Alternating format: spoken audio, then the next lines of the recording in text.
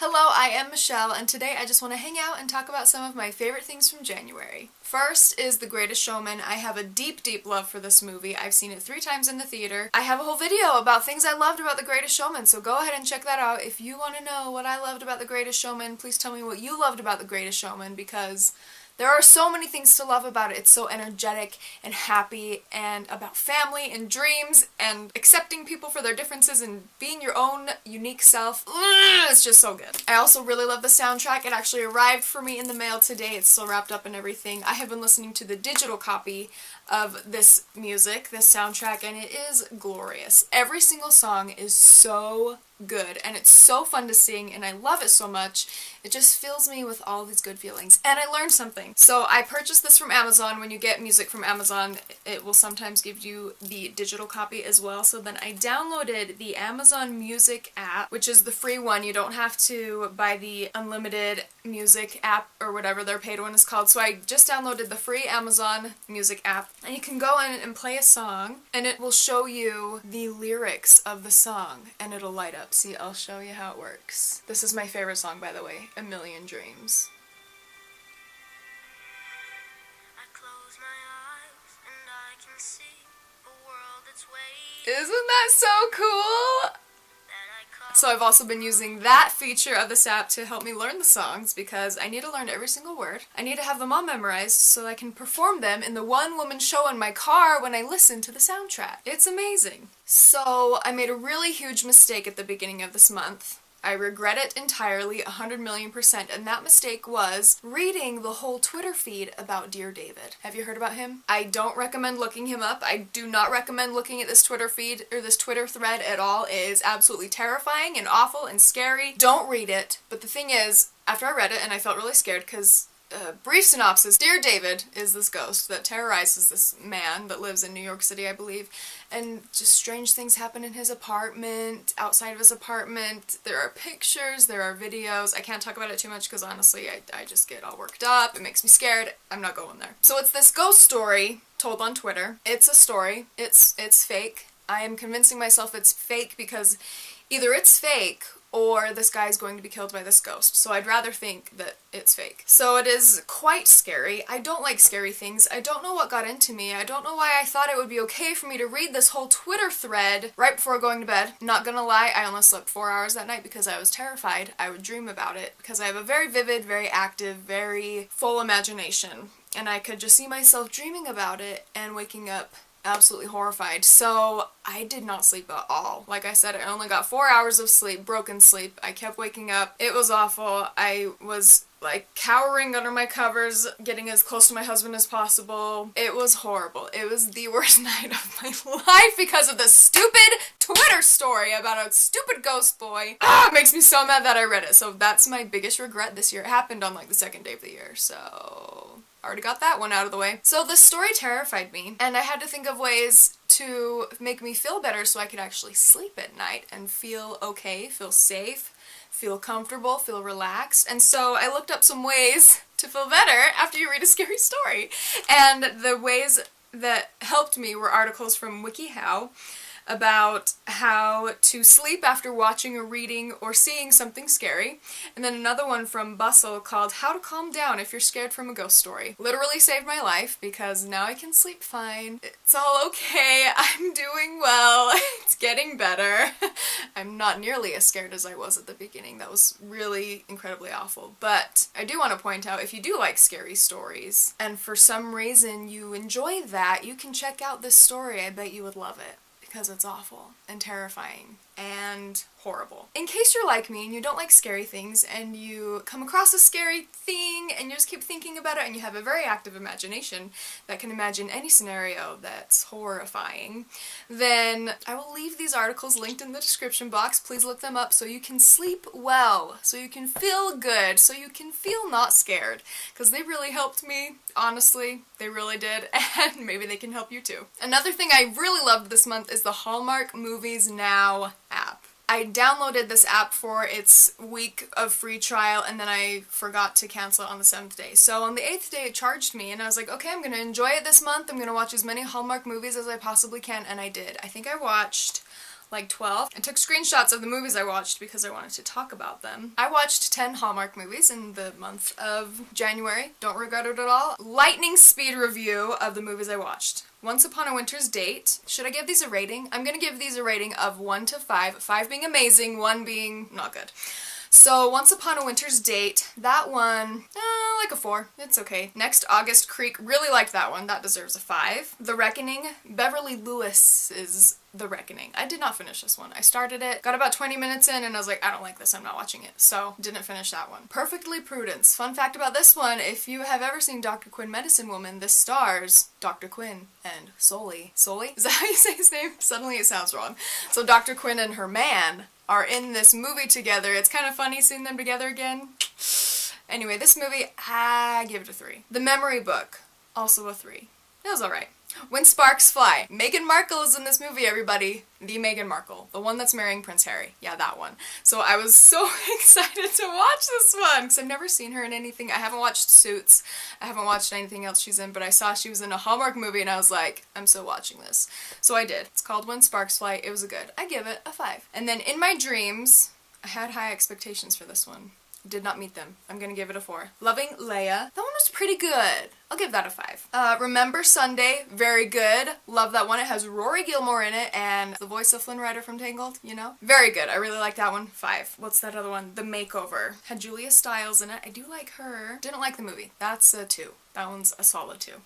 And then the last one I watched before my month use of this app was Signed, Sealed, Delivered. Loved that one. I give it a 5. It was so cute, so quirky, so sweet. It was so good. I really, really loved that one. I wish I had seen that movie sooner because there's also a show of Signed, Sealed, Delivered, I assume with the exact same people. And I would have watched it if I had known, but it was like 2 days before the app was gonna not be mine anymore, so I didn't get into it soon enough. Had to give a quick review of them in case there's someone out there that wants to watch some good Hallmark movies. There are some good ones for you.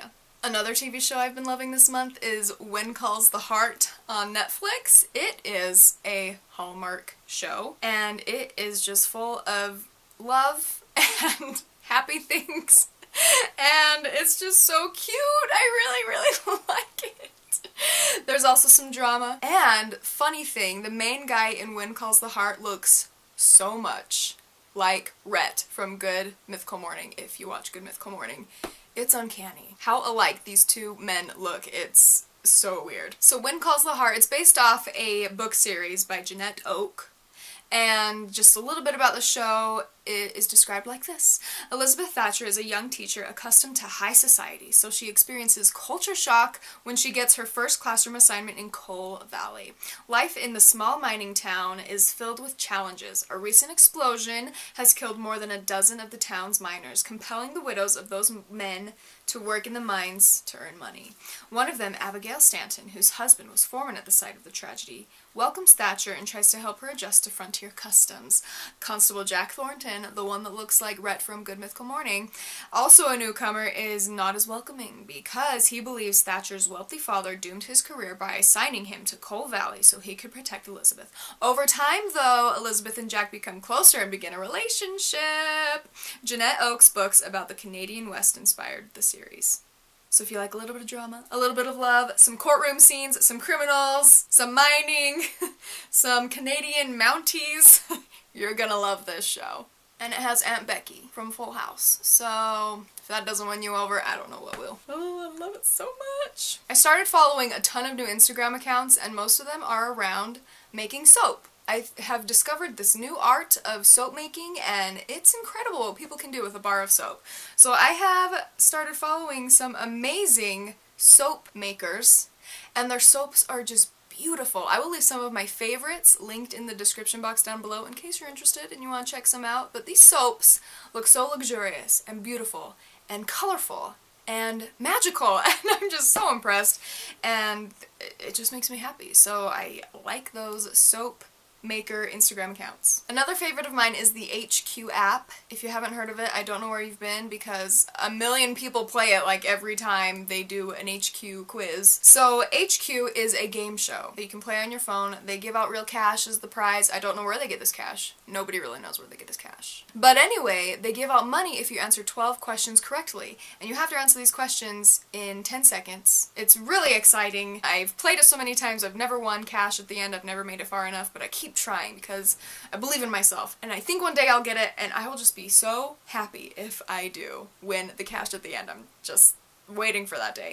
So, HQ, yes, great, so fun, kind of addicting. I don't want to miss any game. I want to be there. I want to try to win the money along with the million other people that are on the game. Literally, there are like a million people joining every time, and it's just getting bigger and bigger. So, if you want to win some cash for answering these questions, download the HQ app. And please, I beg of you, if you do, please use my referral code because I need some extra lives, okay? So my referral code is MCVB22.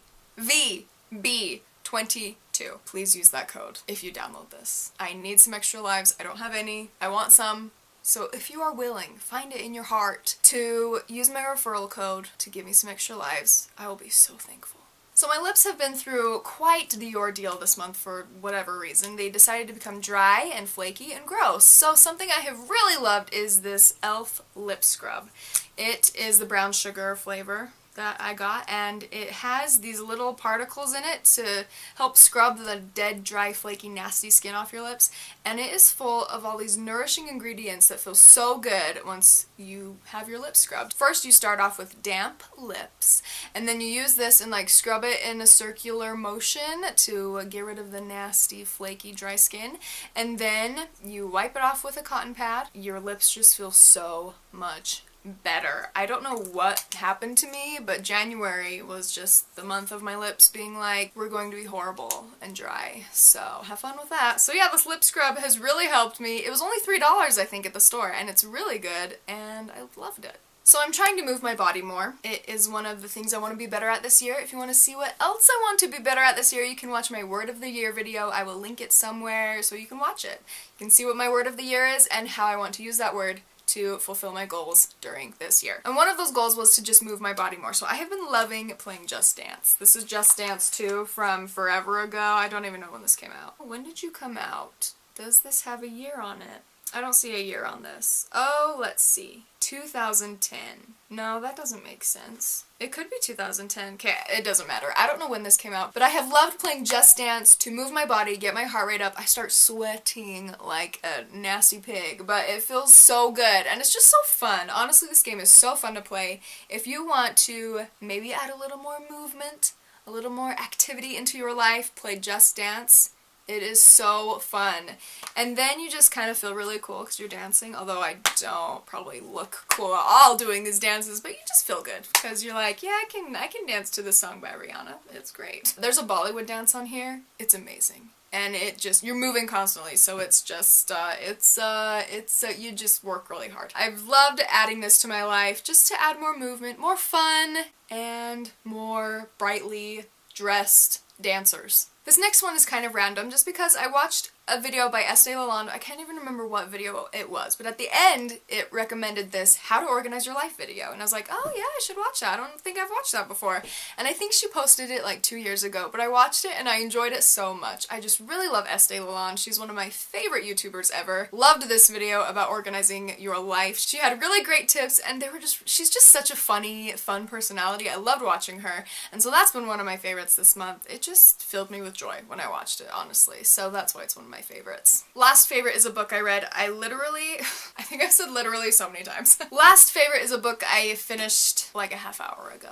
It is Me Before You by Jojo Moyes. I really liked it right from the beginning. I liked the characters. I liked Louisa Clark. She's the main girl. I could see myself like hanging out with her. She seemed like a person I could be friends with, and I just looked forward to every time I got a chance to read this book. I had a feeling it was going to be sad, and it was. I shed a few tears, but it was so good. I just really enjoyed it. I'm looking forward to reading the second book in this series. Let me read a bit of the summary so you get an idea of what this is about, if you don't know. Louisa Clark is an ordinary girl living an exceedingly ordinary life, steady boyfriend, close family, who has barely been farther afield than her tiny village. She takes a badly needed job working for ex-Master of the Universe Will Traynor, who is wheelchair-bound after an accident. Will has always lived a huge life, big deals, extreme sports, worldwide travel, and he is not interested in exploring a new one. Will is acerbic. I don't know if I said that right. Will is acerbic, moody, bossy, but Lou refuses to treat him with kid gloves, and soon his happiness means more to her than she expected. When she learns that Will has shocking plans of his own, Lou sets out to show him that life is still worth living. Me Before You brings to life two people who couldn't have less in common, a heartbreakingly romantic novel that asks, what do you do when making the person you love happy also means breaking your heart? A lot of things to think about, and it's also a movie. I will be watching the movie most likely tomorrow evening. So yeah, I really wanted to read it before I saw the movie. Like I said, I looked forward to every chance I got to read this, just during little breaks at work, while eating lunch, in the evening before bed, and it's been a really long time since I've had a book like that I've just been looking forward to read. So yeah, it was good, but it was sad. But it was good. But it was sad. So those are my favorites for the month of January. Please leave a comment telling me something that you have loved using or seeing or watching or listening to in the month of January. Subscribe to my channel if you want to know when I post a new video, and I will see you in the next one.